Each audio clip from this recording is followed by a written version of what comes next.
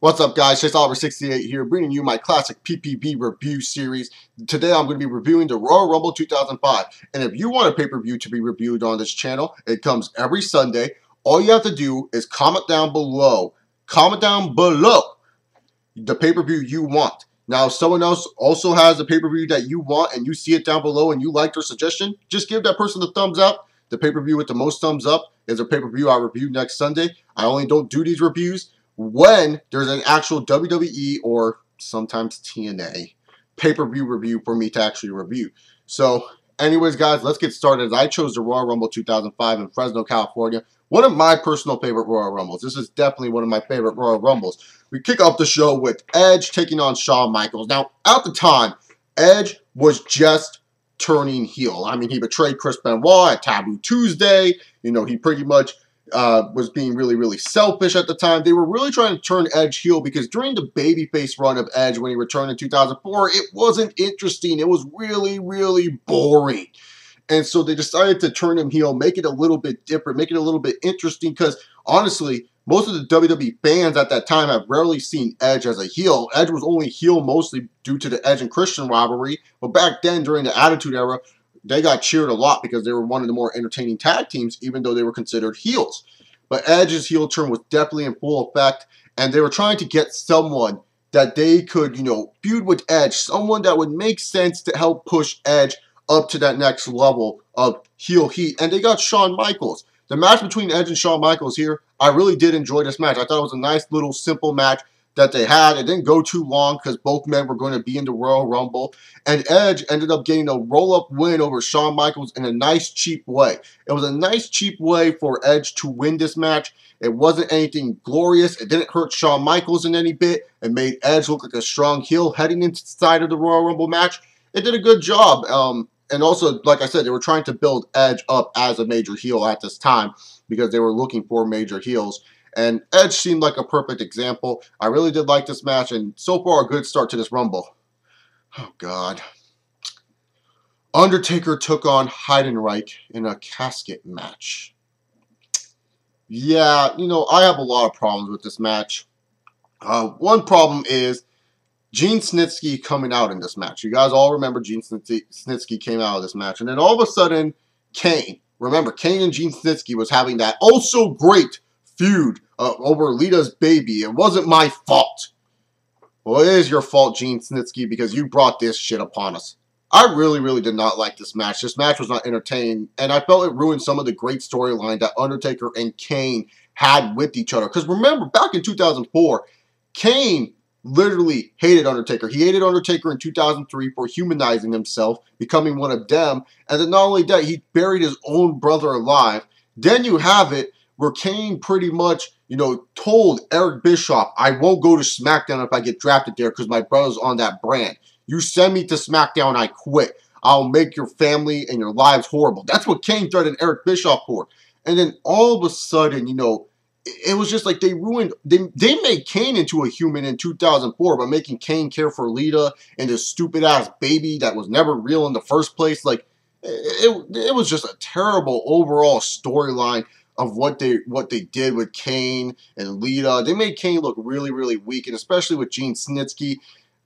Like, honestly, I just don't get it. I just don't get it. Why are Kane and Undertaker buddy again? I know it's professional wrestling. It happens all the time, but they had such a good storyline. They hated each other. They didn't want to interact with each other. Now all of a sudden they're good friends because Heidenreich and Gene Snitsky are friends? Screw it. I don't care. This is stupid. Heidenreich ends up losing this match, as he should. I don't know why Heidenreich was being used as such a big deal at this moment. This guy had no fucking talent. All he was good for was making Michael Cole piss his pants and reading poems. That's all Heidenreich was good for. Nothing else. Fuck Heidenreich. One of my least favorite wrestlers of all time. Undertaker wins. Let's move on forward to the triple threat match for the WWE Championship. JBL, Big Show, and Kurt Angle. Oh. This feud itself was really weird. I mean, you had you had Kurt Angle playing like this weird, creepy tweener. You had Big Show playing this crybaby baby face. You had JBL, you know, as the Monstrous Heel champion. But this match right here was not really about JBL being WWE champion. Anyone knew before you watch this match, JBL was going to retain no matter what. This was just to help Kurt Angle and Big Show end their feud. They had it to end the Kurt Angle and Big Show feud. This feud was going way too damn long. They started it when Big Show returned after his little break that he had in 2004. When Big Show returned in late 2004 to ruin that lumberjack match between Kurt Angle and Eddie Guerrero. So they had Big Show come back. He feuded with Kurt Angle. This feud went on way too long, like I said. It wasn't even interesting, but they had to end it somehow. Kurt Angle and Big Show were the #1 contenders to this WWE title match. Honestly, it was just... The triple threat itself is actually pretty good. I actually do enjoy this match. Kurt Angle does a lot of the work in this match. A 6 spot where Big Show spears JBL through the barricade. But the ending is just so perfect for a heel champion. How, Big Show pretty much gets taken out by the cabinet. Then you have JBL hit the clothesline from hell on Kurt Angle in the most cheapest way. JBL was out for the whole match. It was pretty much Kurt Angle versus Big Show. And then later on, you have JBL retain the belt. Great booking, in my opinion. Great decision-making, in my opinion, by the WWE. Just overall match itself, like I said, pretty decent, but it wasn't really about JBL being WWE champion. It was more about Kurt Angle and Big Show ending their rivalry, if anything. All right, we move on forward to the Triple H versus Randy Orton match. This match was just kind of used to have Triple H face someone at the Royal Rumble because Randy Orton has been a pest on his side at this moment. Earlier in 2004, he kicked him out of Evolution. Randy Orton lost the World Heavyweight title to Triple H. They had that stipulation where, if Triple H wins, Randy Orton, you can't fight for the World Heavyweight title anymore. Randy lost that match in 2004. And so Randy Orton has been trying to fight back to become World Heavyweight Champion again. Triple H re-won the belt at New Year's Revolution 2005 after it got vacated. And so they wanted someone to face Triple H. Randy Orton was being a prick on his side. Triple H was like, no, he has no title shot available to me. But this is at a time where Eric Bischoff was kind of turning a little bit face. And he's like, oh, well, that ended when you were at your last reign of World Heavyweight Championship. Not this reign, baby. So Triple H pretty much had to face Randy Orton and Randy Orton's rematch. And it was kind of just like a setup for Triple H because we all knew who was probably going to win the Royal Rumble at that time. We all knew that that person was going to face off. They needed a match for Triple H to have that could probably make people a little bit interested with a rival that he has that people would kind of say, he's going to win this match, but we can give the rival a chance in this match. Randy Orton ended up losing. This match between Triple H and Randy Orton is a decent encounter. I wouldn't say it's a great encounter. I think it went a little bit too long. It almost went 22 minutes, I think, that this match went. It went way too long. I didn't remember this match going so damn long when I first watched the pay-per-view when I was in 2005? What would that be? I'm 20 now, so, God, do the math. 13 years old. Yes, so when I was 13 years old, I didn't think that match went too long. So kind of interesting that this match actually went as long as it did. But yeah, Triple H defeated Randy Orton. Pretty good match for a Triple H and Randy Orton match because they normally know how to work well together. They do some interesting spots. If you've seen one Triple H Randy Orton match and you like that style of wrestling, you're going to like this match. Now we move on to the Royal Rumble. Now the Royal Rumble itself. Before the Rumble, we got all these fun little promos of the guys drawing balls. And I love this. I mean, you have Eddie Guerrero, he draws his ball and he looks at it. He's like, oh, I don't like this. And Ric Flair, he's celebrating. He's like, woo, yeah, I got this number. And so then Eddie goes, oh, congratulations, Rick. And Rick is like, oh, thanks, Eddie, thanks. And then later on, it turned out Eddie Guerrero stole Ric Flair's ball and his wallet. I mean, you had John Cena do a rap with Christian. That shit was hilarious. I mean, so many good moments. And just in the little segments before the Royal Rumble, I love these. I hope they bring them back for next year because they're really entertaining. And it shows some character in these wrestlers. It shows that these wrestlers can have fun. And it adds more to their characters, in my opinion. But honestly, this Rumble, I will have to say this, it doesn't have too much highlights in my personal opinion. I did love the bit where Daniel Puder came out and Hardcore Holly's like, no, I'm going to fuck up this kid because he pissed me off while he was on Tough Enough. Hardcore Holly and Daniel Puder, they had a little storyline going if you remembered that. the amazing bit of this Rumble match is when Muhammad Hassan comes out. And everyone in the ring looks on. And they're like, huh? Who are you?